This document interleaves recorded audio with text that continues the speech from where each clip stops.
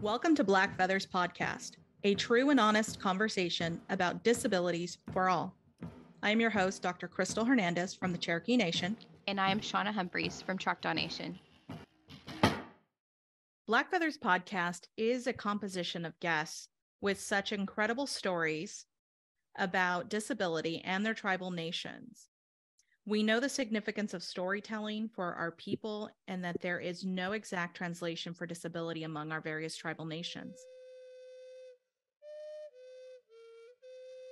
I have an obligation to honor the legacy that my ancestors gave me. I am ready to serve. United States Secretary of Interior, Deb Haaland. Hoat, everyone, which means hello in my language.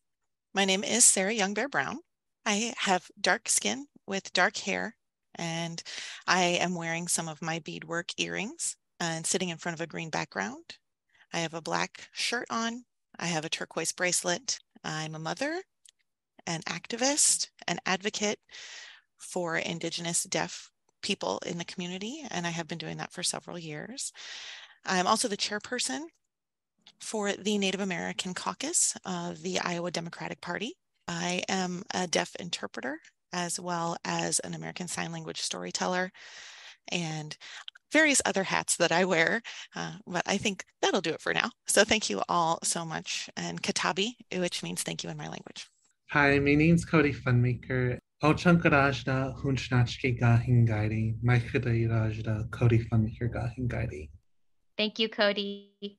Dr. Cheryl Funmaker, would you like to go next? I am a Native American woman in her middle 50s with dark black hair in a bun, wearing cat eye glasses and my prized wampum necklaces with a lavender shirt. And very happy to be here. Thank you. It's great to have you. And now we have Dr. Darold Joseph. Hello, my Hopi name is Scylla, which means breathing in the snow. My English name is Darold Harmon Joseph. I represent the Paa-Is-wung-wa clan, which is the water Coyote Clan from the village of Moenkopi, place where the water flows, on the Hopi Nation located in northeastern Arizona. I am a middle-aged young Hopi man with long black hair, fixed in a braid. I am wearing dark rimmed glasses with this long sleeve light blue collared shirt and a turquoise necklace. Thank you for the invitation to be here today.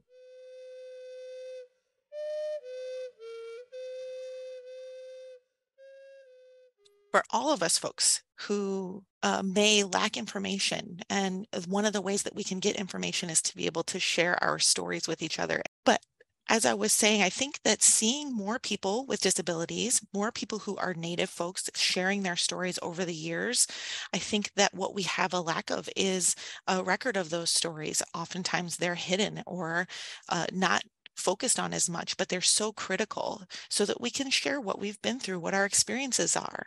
So for me, for example, using American Sign Language as I was growing up, when I was first born, everyone in my family could hear. Nobody knew sign language. Nobody knew any other deaf folks in our family. So when I was 8 months old and my family found out that I was deaf, they all learned sign language so that they could all communicate with me. So I learned sign language along with my family. And when I was about 4 or 5 years old, my parents were making the decision about where to send me for school. We were a very tight-knit community, and it was a very difficult decision for my parents to send me to a school for the deaf, which is several hours away. Everyone at the school was white. I live here in Iowa, so the population is predominantly white here. And at Iowa School for the Deaf, all of my peers, the other students, as well as all of the staff were white, and everyone was using sign language. So it was a culture shock for me to see an entire school, an entire community of people using sign language. And I still felt that isolation because my family was 4 hours away. My cultural tribal community was away from where I was, and they just didn't have the educational resources for educating a deaf student the way that the School for the Deaf did. So I had this navigation between the different communities that make up my identity. I was grateful to go to a School for the Deaf because I had access to language and I could develop my identity as a deaf person. And I really did truly love my experience there. It was a home away from home, although it was several hours from my tribal community. And I was there for the entirety of my education, and I had many wonderful experiences. So I am thankful to the teachers and staff there who did a wonderful job of connecting me with my deaf heritage, regardless of my my race or skin color. And so I think that that was very positive experience for me, which sometimes I think they kind of thought of me as a teacher's pet a little bit, but I did miss out on the cultural aspects of my Meskwaki community because I had to be separated from that. So I missed out on some of those traditions, storytelling that would have taught me about my my heritage. I wasn't able to participate in feasts or in worship and ceremonies that the rest of my family were. So I'm thankful that my parents made that decision to send me, and I learned a lot about my deaf identity through the stories that were shared with me at the School for the Deaf. And then later in life and during my times when I would visit home, I would learn about my Native history and heritage and culture through the stories of those members of my community and my family because they learned sign language and communicate with me. So there were pros and cons to all of the different options that could have gone through, and I learned a lot through the stories of the people around me. And now I'm able to tell my story and my journey of how I became the person that I am, and the experiences I've had with marginalization, with isolation, with neglect, or not being included. So for example, I wanted to go to a powwow, and the council decided to not provide a sign language interpreter for me. So I wasn't able to access that, which is a very important part of being a member of my community. And they said that they didn't have it in the budget, which I knew that they did, and I knew that it was their responsibility to provide access for members of our community who are disabled and have disabilities. So learning how to advocate for myself in the various parts of my life and places that I go, learning how to speak out, and going to different rallies and becoming an activist and building those skills and strengthening those muscles. It wasn't something that I felt like I could just sit back and do nothing about, because I had seen members of my communities experiencing similar things and having real world and lived experience. And so I knew that I had to take those experiences that I had and the stories that other people had told me and that I had seen and continue to share them with other people, because that's where I had gained my power. I had gained empowerment as a disabled person, as a Native woman, as a parent. All of those different things came from the stories that we share with each other and the stories that we gain as we live. So I think that that storytelling aspect is just absolutely crucial. Thank you, Sarah. That was extremely powerful. I would like to ask Kody Funmaker if you can answer the same question about storytelling and telling your story and how you have kind of navigated through that and the power of it. It started like in the elementary. I guess I thought like as myself as everyone else, but I did notice that sometimes I'd be separated from the other kids and stuff like that. And I just thought that was a little weird at the time. And I remember as time went on to middle school, I started to get a little bit embarrassed about getting the help. It was just kind of like, it's like, well, why am I like not as great as these other kids? Or like, well, how come they don't need help or anything like that? And I remember in kind of in like the Western society, it's pretty much we're independent society, and so like it's in that what I mean is that like it's very much a dog eat dog world, and it's very much it's a bit selfish and stuff like that. And so if you like in the eyes of that, like you'd be kind of seen as weak and stuff like that. And I remember I was kind of feeling ashamed of getting help, because like because I thought like, oh, like that kind of just shows how like dumb you are and stuff like that. And it's like I remember I didn't want to feel like that.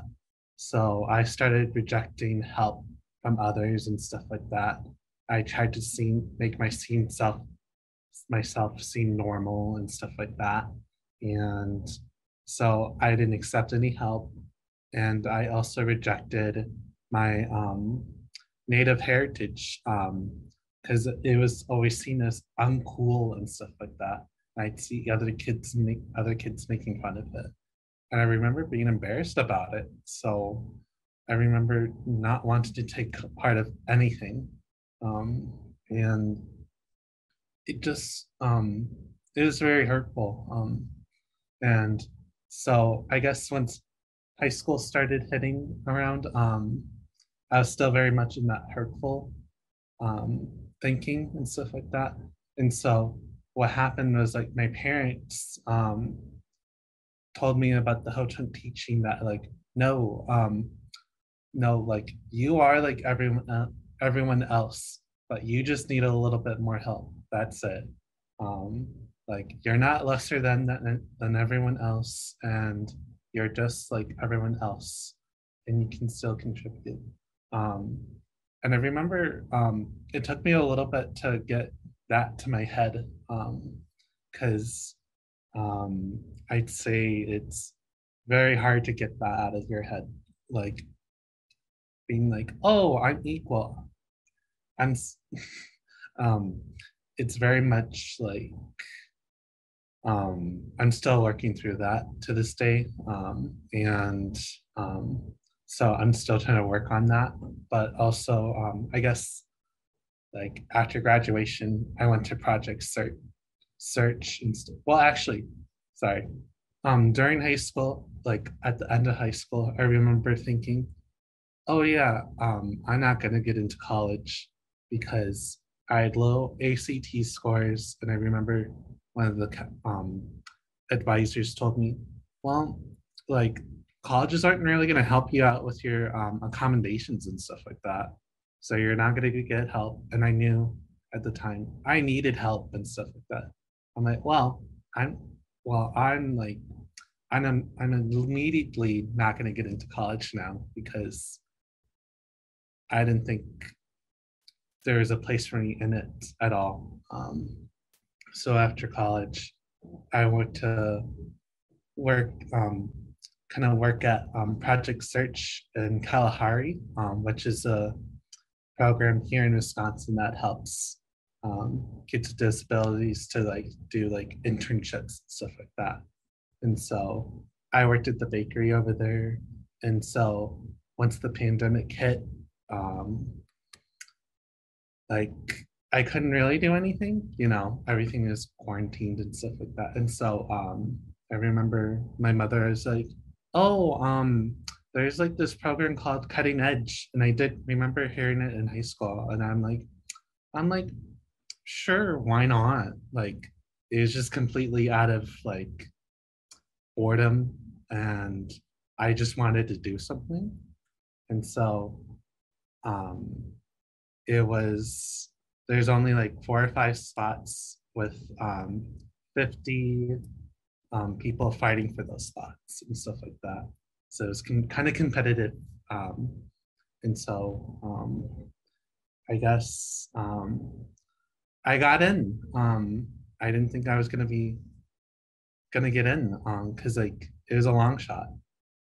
And I remember asking one of the cutting edge program, like one of the workers. I'm like, so was there any other like native student on that got in? They're like, no, you were the first.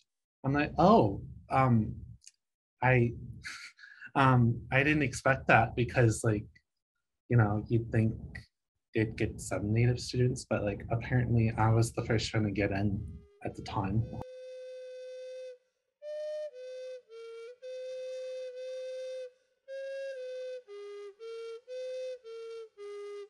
This year's theme around DDAM is beyond the conversation. How can we, after hearing all the insights and stories today, come together and weave a call to action that is beyond the conversation?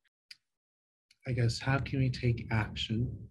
me and my mother did it was like, I guess like I didn't really know anything about anything. And so my mom had to go through all the trouble of just figuring out what to do for me and stuff like that. And like she told me a lot of the times it was pretty hard because like because a lot of the times like parents aren't told what to do with children with disabilities and stuff like that, and like they kind of had to do it like the hard way and stuff like that because they didn't have anyone else to model after and stuff like that. So I guess how my mother did it was that like she was learning about disability in school and stuff like that, and while I was still in like element like K through 12, I was in that, so we both kind of had to learn stuff like that. And so my mom created that program with Love Inc. My mother and Love Inc. created a program for those families and stuff like that because we knew that families needed that and stuff like that, and we kind of wanted to create something for those families because we don't have because like I'm guessing like a lot of people don't know about this stuff, and yet like we just had to do it ourselves. We kind of had to create something for ourselves, and so I'm very proud of my mother for doing that for me. She learned a lot and stuff like that, and I'd like to say that I'm very proud to be her son and stuff like that. Hiuni. Thank you so much for honoring us and sharing that. And one of many, I hope, first, things that you do in your life, just we have to keep pushing through and keep being the first and then open the door for everyone else. The significance of storytelling is so powerful when we hear about the things that are important and we get in spaces and places that we were never allowed before. I appreciate this particular podcast because representation and the voice of historically marginalized communities like our American Indian community possesses a lot of potential to address systemic barriers and then also promote positive systems change that we have run across quite often. So I'd like to say that as far as representation, one of the things that I've noticed is that when I participate across agencies and State Department programming, as I've done that as a professional, but also as a family member. So I have a dual lens. I have a doctorate in special education from UW-Madison. And so I'm able to leverage a lot of that work within the field of disability. And then also try to leverage and promote our cultural teachings because as tribal people, we all know that we come from beautiful cultures, very old teachings, complex cultural practices that we want to reassert and pass along for our future generations. And so, and doing that is hard when we have little to no representation. So, so I encourage people to participate as family members or as individuals.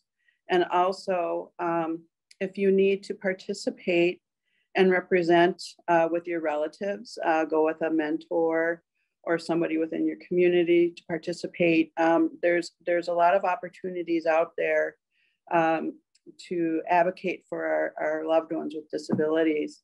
And anyway, in those capacities, when I've worked with agencies, I would say that what's empowering for our intent and purpose, which is to foster our young people, our future, is it's very apparent when we collaborate with other agencies like, you know, the State Education Agency or the Wisconsin Board for People with Developmental Disabilities, whether these systems are open to an equity agenda.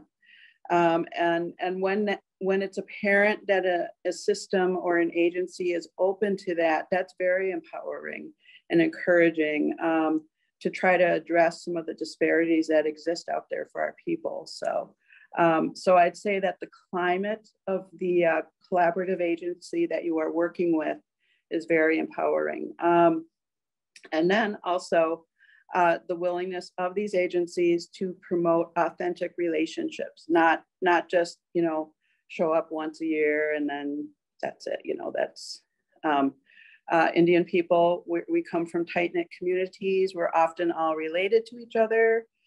We know each other, we know our family histories. And these are the kind of relationships that we're used to in all our areas of life, actually. So that's a cultural difference. And I don't know that outside agencies always understand that. But anyway, so I'd say that, you know, the barriers sometimes that you run across, it's nothing new. And that would be the climate of the particular entity that you're trying to work with. And so, you know, somebody that's, or some agency that's unwilling to change or rock the boat by addressing equity and disparities.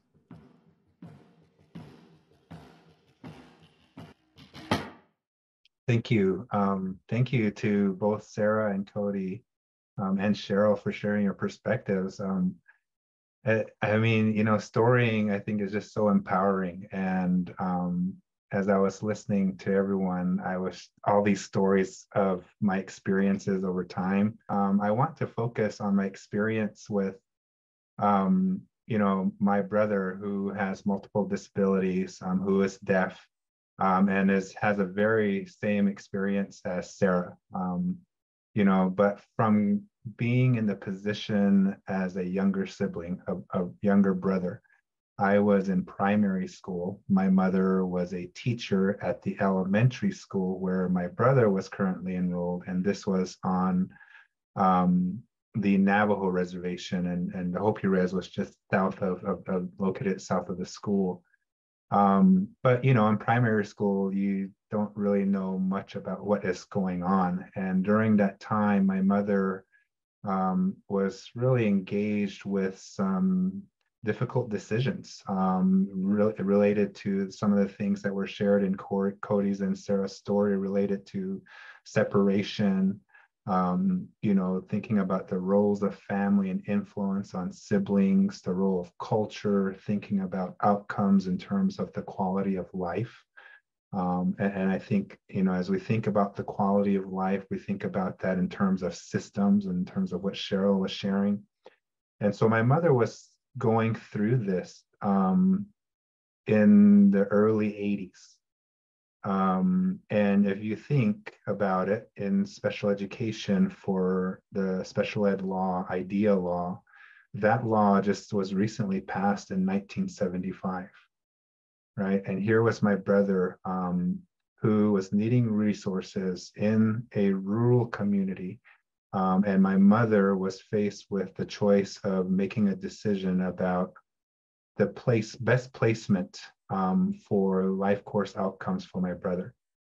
And it was very difficult for her to make the decision that he would also attend the Arizona State School for the Deaf and Blind, which is, you know, about 4 or 5 hours away from where we were at the time.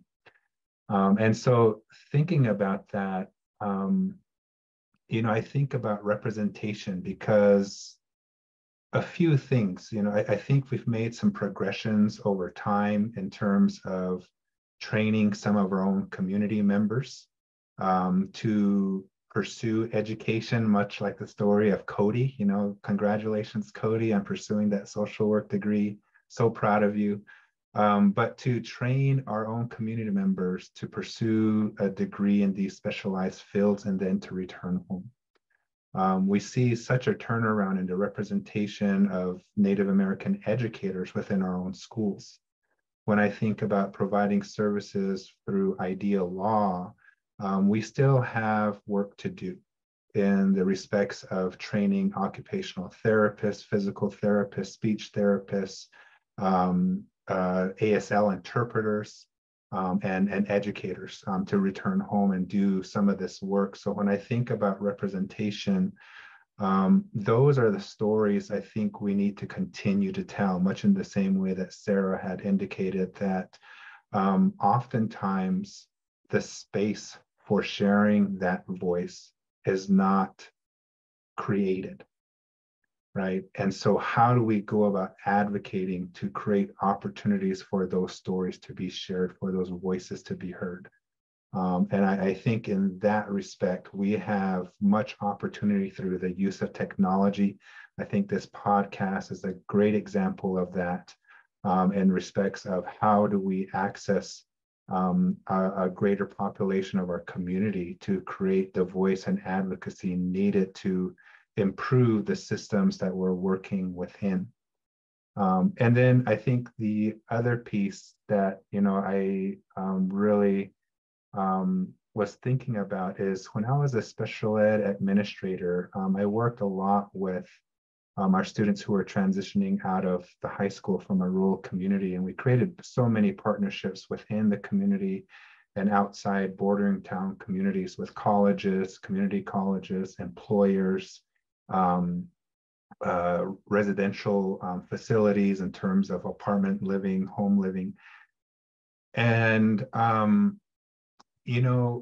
I learned a very important lesson at that time, that here I was, a Hopi member from my own community, creating services framed through the definition of transition outcomes through employment, training, and education, right? And independent living. And what I did at that time in my experience was I used this model that didn't really facilitate a strength-based approach from an indigenous lens, from a Hopi lens. And I learned that in a harsh way by a grandmother telling me that she did not want to receive any of the programming we had developed, but instead wanted our program through an IEP to help her granddaughter, who she was the guardian of, to be trained as the village firekeeper of her village clan home. And I had to stop and think about that, really think about that. And I realized that when I think about employment, we had a cultural economy that was very strong and still exists in Hopi. And that covered the check mark of employment through IDEA law. Independent living, she was going to be given her village clan home. That covered that check mark. And then education and training. She was going to receive lifelong training through a support system of the community to engage in this role and responsibility in a cultural context. So those three outcomes were covered. And I did not stop to think about that until that day. And guess what I did? I went to the computer. I started looking up what's the accessible resources? What are the articles that talk about culturally responsive programming for transition? And I found zero. Maybe a few articles on related topics, but not specifically on transition and special ed. And so as we think about systems, there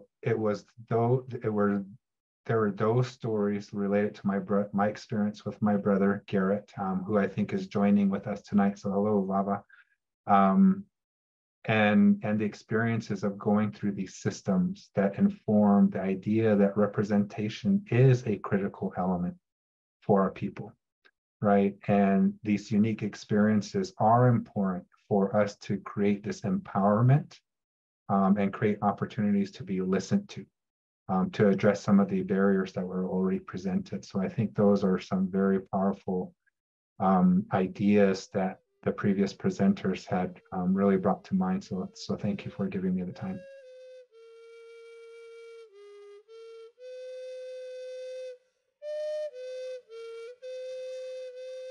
I know that some of you have experiences and membership in your local DD councils, and we've talked about that a little bit today. And I would love to hear more about this role for those that do serve. What are some potential ways our audience can get involved with their local DD councils? Specifically representation, right? We want our folks in the rooms at the tables discussing the meaningful things and the meaningful ways that we can serve our tribal nations and the folks walking these journeys. So just curious, those that do have that experience, could you discuss any activities and projects and kind of your general experience? I know Dr. Funmaker, you are on a DD council. Is that correct? Yes. I'm on the Wisconsin board for people with developmental disabilities. I believe this may be my second or third year. And I really enjoy being on the board for a variety of reasons. But the primary reason that I participate is because this is an opportunity for through my participation, I advocate for equity, but I also advocate for cultural responsivity. And also I advocate for culture, the reassertion of our cultural teachings regarding disability, having to do with inclusion and getting rid of the stigma of disability. So I think that, so I think that anybody that can give voice at board meetings or projects, apply for projects through the board is very important. And so what I've been able to do is advocate for equity on the state plan and on their committees through the board.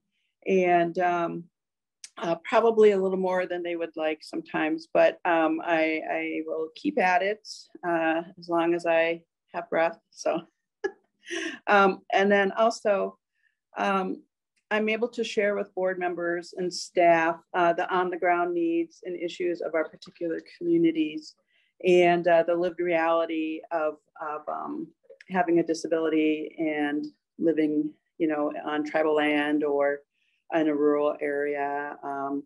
And also my tribe, we serve our urban people as well. And so I really try to advocate for cultural responsivity and in the program. So some examples of the projects that, can benefit tribal communities. And I believe some of these may be national opportunities. Each state will have its own board. And so everyone should know that, in a tribal community that their state will have a board for people with developmental disabilities. And so that opportunity to connect with that agency is there. And so some of the projects that we've had are partners with business, and that's employment training for people with disabilities, and then partners in policy making, and that's parent and self-advocacy training, a youth leadership forum. And Kody has humored me, and he and I and his father and his brother, we've attended many of these different opportunities. He says that he's my guinea pig, but that's not true. Because I'm the guinea pig too. No, just kidding. So anyway, so there's all these opportunities out there to help our tribal people to get programs or to apply for programs or to receive some services and receive training for self-advocacy. We also have families supporting families. And that's one of the more effective collaborative strategies out there is for BPD to collaborate with other state agencies. So Our board collaborates with the Department of Public Instruction, and they have been able to teach families and communities and promote family engagement. And so we really need that from our tribal communities. There's a power when we can band together and share our stories with each other, but also to outside agencies. And so we're in desperate need of that, more of that. And then, so one of the other things we do is we've collaborated with education, the board, and a local nonprofit agency that serves people with disabilities out of Madison called Love Inc. And we have these ground up family events for our tribal families, and they're wonderful. And we incorporate our cultural practices within that and make it culturally responsive. And so there's a definite potential to develop culturally responsive programming. And I want to say that this is very important because as I stated, Kody and I and our family have engaged in many of these different trainings that are out there. And there have been times where we perhaps have, we did experience some racial microaggressions. And so, we have to acknowledge that can happen. And so when that happens to us and we're not strong advocates, and it's, that's a very hard thing to cope with, having a culturally responsive event to kind of strengthen yourself and your teachings and not having to deal with that component is very necessary. And so I'm very grateful, that we've had this opportunity with our state board, and these collaborations amongst agencies like the Department of Education, Instruction, and to do these kinds of culturally responsive events. And we also are going to expand, I believe, our reach because, like I said, there's power amongst us, developing our own immediate community, but also banding together with the other tribes. So in Wisconsin, we've got 11 tribes. And so the power of us as a group, that's the ideal. And I know that there's many states where that can also occur. And we can make our, amplify the voices of our people with disabilities. Yes, thank you so much. I really appreciate that. And I also want to mention, I think it's important to mention allyship.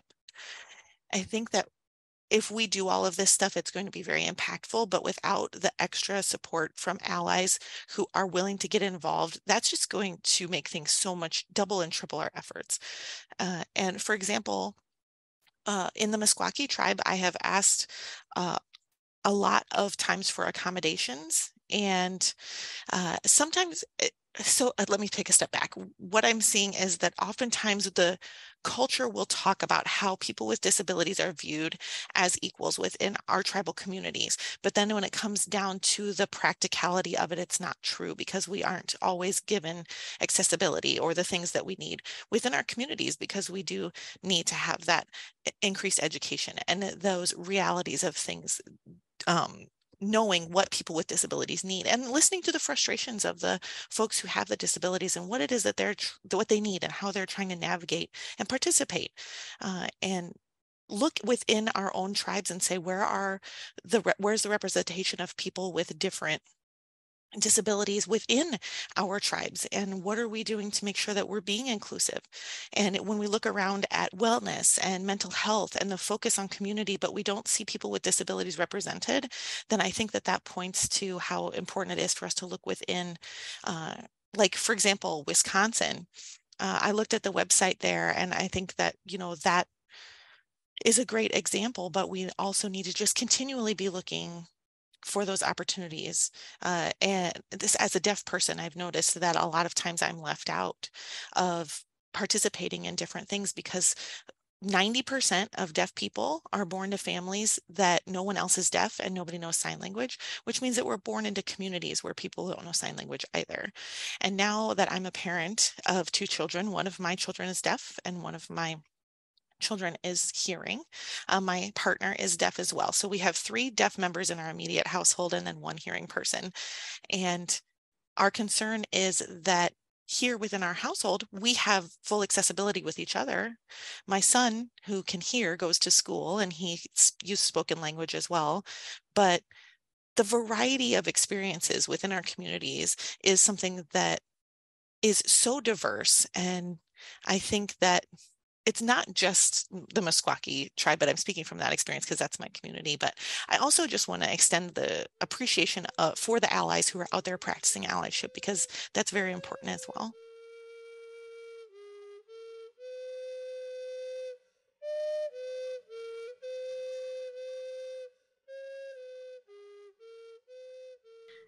Dr. Funmaker.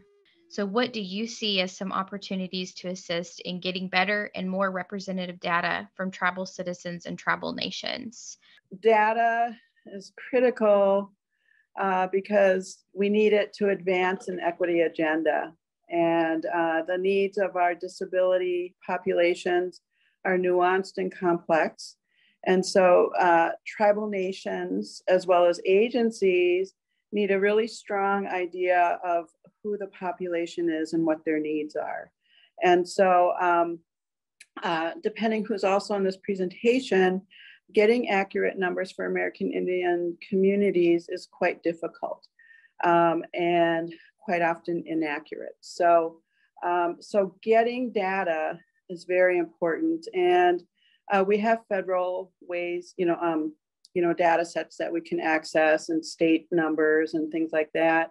But also there's a potential for tribes to provide localized numbers to enhance their collaborations with like school districts, for example.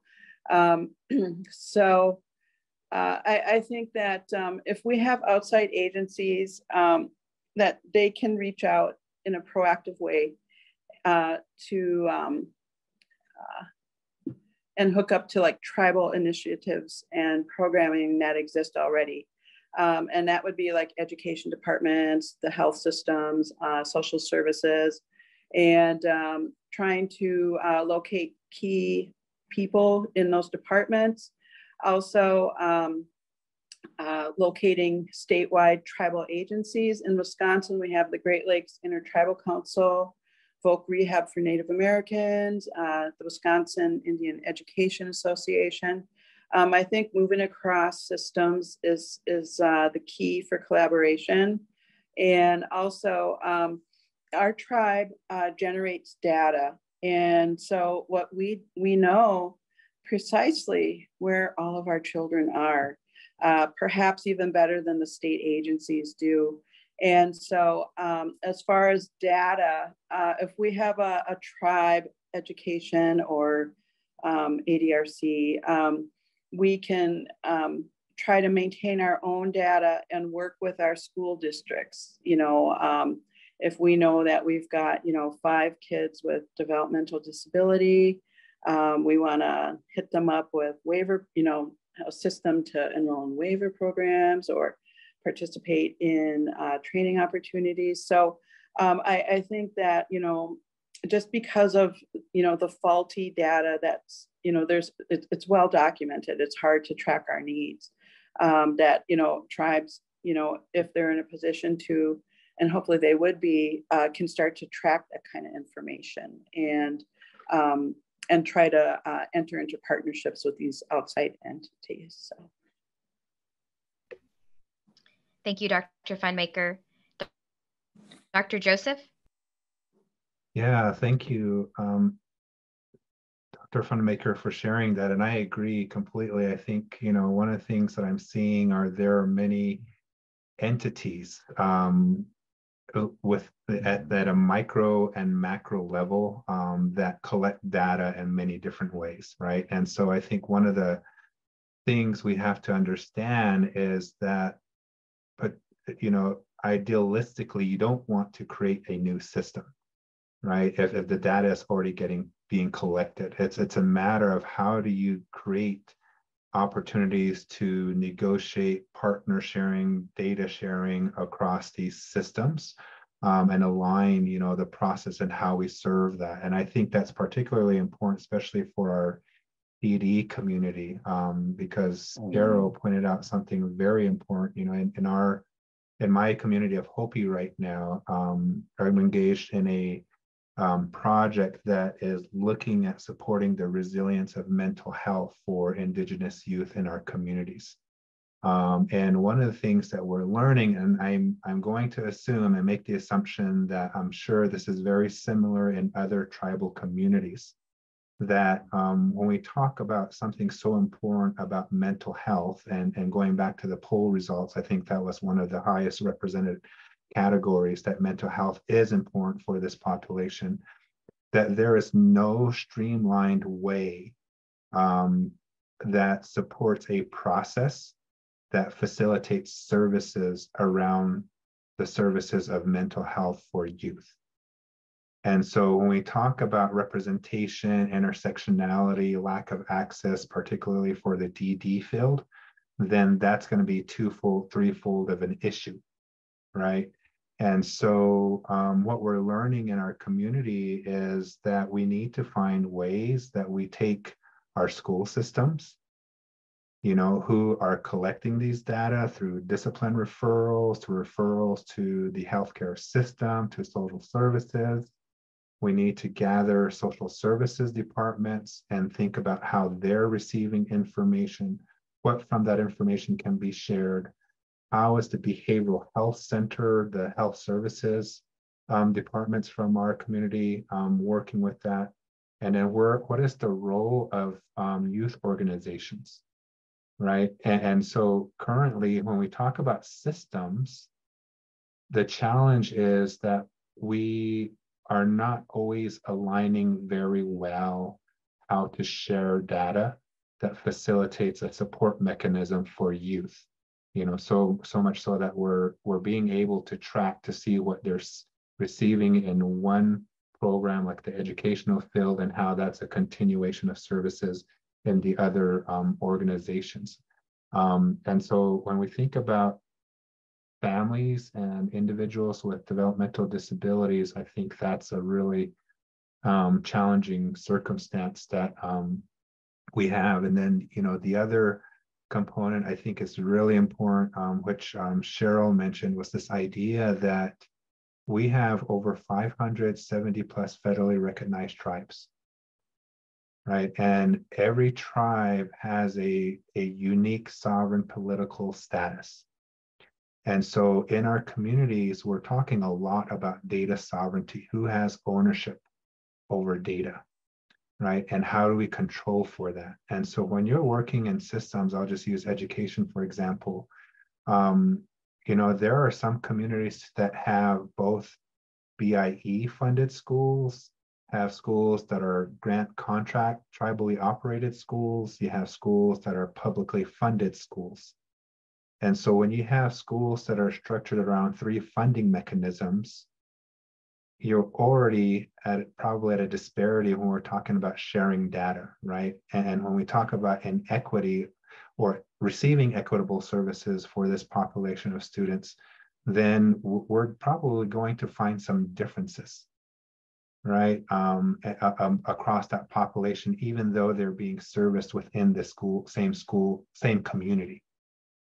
And so I think as we speak about data, information gathering, that we need to find ways to, as Sarah said, create allyship with these organizations and find ways that facilitate a support mechanism for our youth, particularly when we're focused on what that life course trajectory is, right? From the very beginning, early childhood education years to adult outcomes, right? What does that mean when we're talking about residential programs, employment programs, training and education?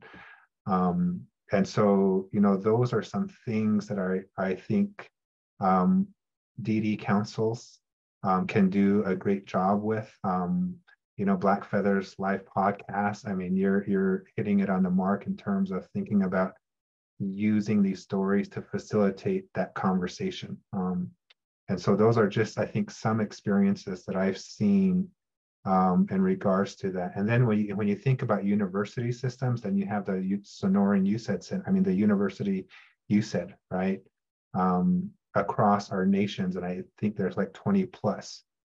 Tucson, out of the Sonoran USED, they have the Native Center for Disability, where Christy Kelly is the director, that just started up. So they're promoting conversations around all topics. We have the National Technical Assistance for Tribal Vocational Rehabilitation, the AVERTAC Center, who is partnering with the TVR Institute, with the IHD at Northern Arizona University. So there are these hubs, they're there. So how can we find a meaningful way to collaborate across these systems? I think is really important when we talk about looking at data and the ownership of that and facilitating services for this population.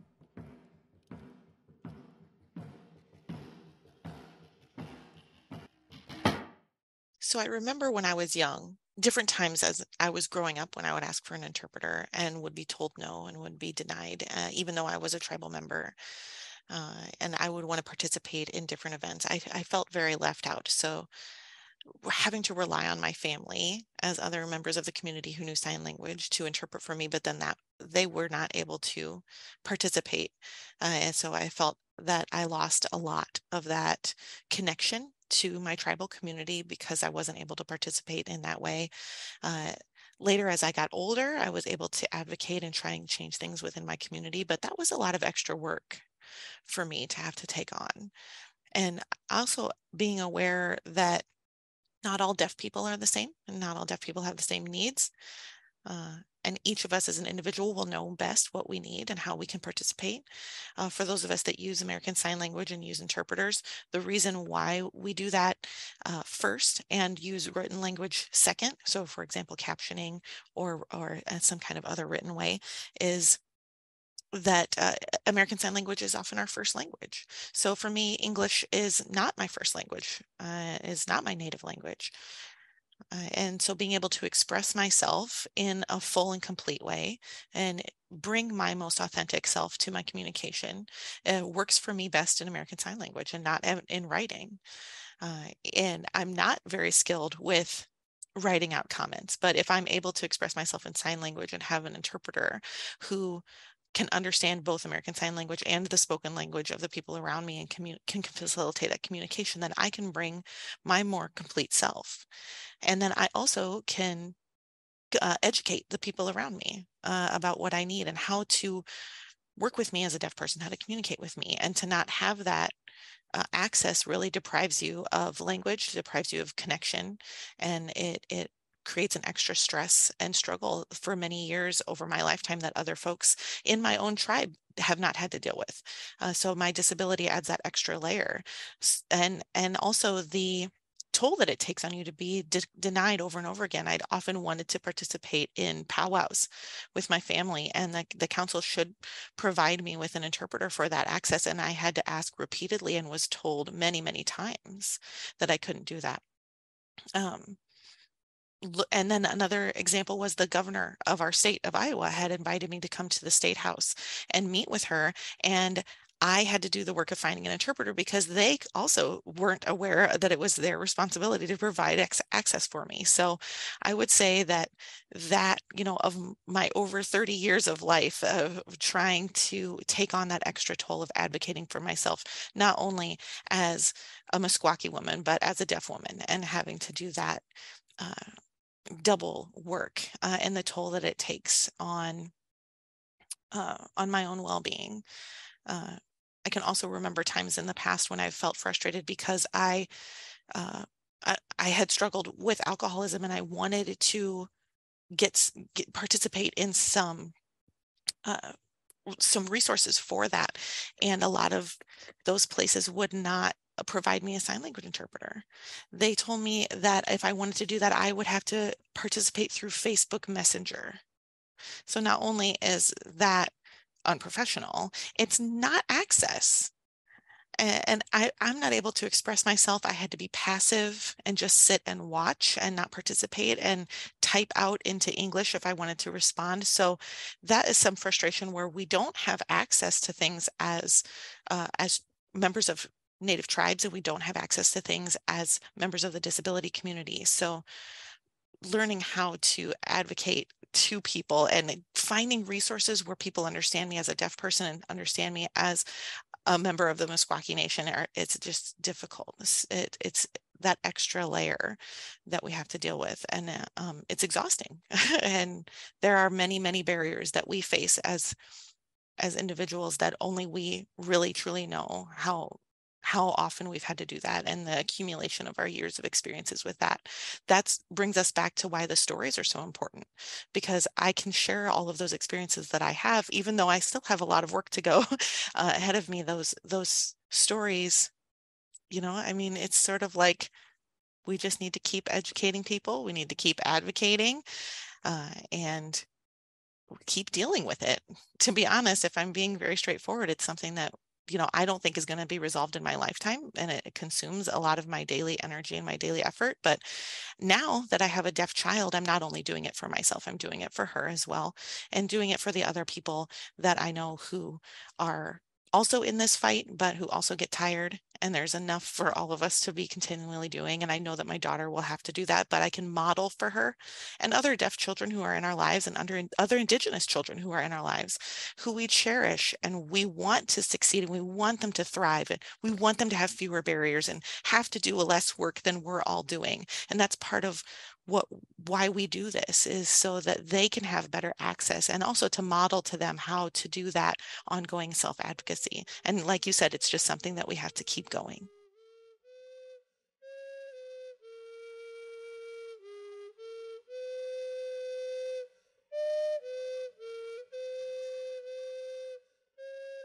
I think that promoting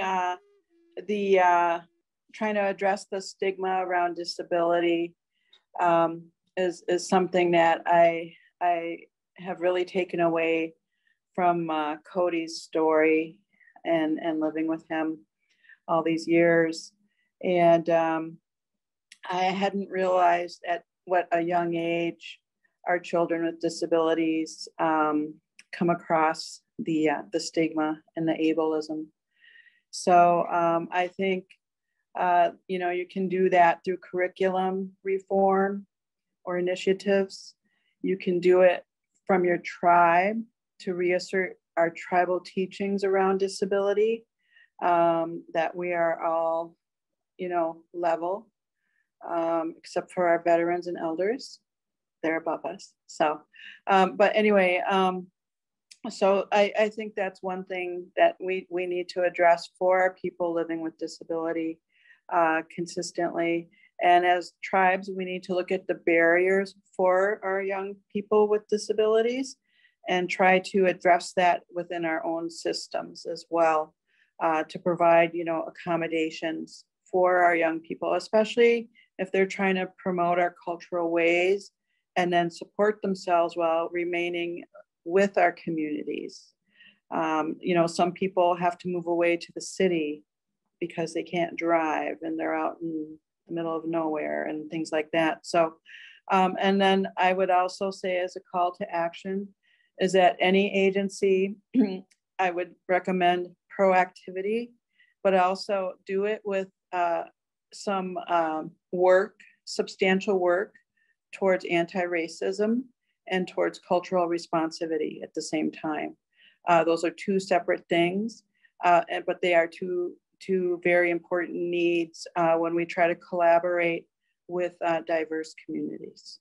I think maybe the most simplest thing is, you hear the saying, become an influencer, and use the space that you have to influence those around you in regards to these conversations, and educate it. I think in this interview or this webinar, we used the term, the concept of double trauma. I think when we talk about double trauma, I think of it as double jeopardy, that, you know, our people who are Native American are underrepresented, one, as a whole. And then when we think about the stigma around disability, that's another conversation of inequity, right? And so when we consider those two conversations, we really have to do much more work in raising awareness and understanding. But also, I think, said by everyone in this panel, that from our indigenous communities, you know, we were always inclusive. You know, we always had a framework of peoplehood. You know, the idea that every one of us had language, every one of us has ceremony, every one of us is connected to land, all of us have history. And so when we can find relationship in that, then we can do things like becoming an influencer in a humble way, because we have commonalities, right? And so approaching it from a strength-based approach, I think, is always a good thing. And a good way to have these conversations, so that you know that you're always, the intent is to find that relationality.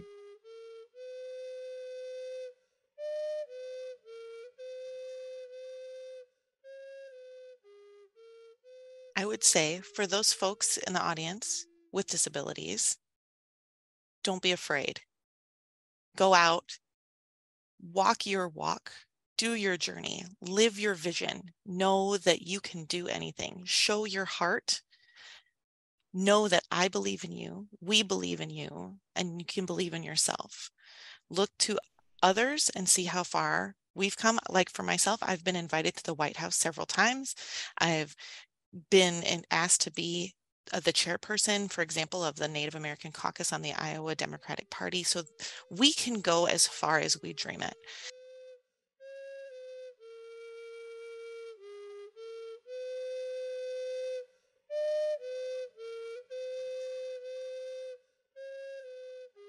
I would like to just thank all of the panelists for participating today, as well as those that were able to attend and the viewers yet to view, because we're going to make sure that this is spread far and wide.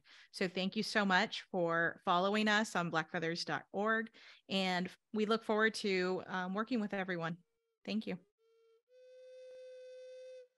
Cherokee Nation Historic Principal Chief Wilma Mankiller said, "The secret of our success is that we never, never give up. For everyone listening, we cannot give up." Tell us about your journey with disability and guide us on future episodes of Black Feathers by visiting blackfeathers.org and answering a few short questions at the bottom of that page.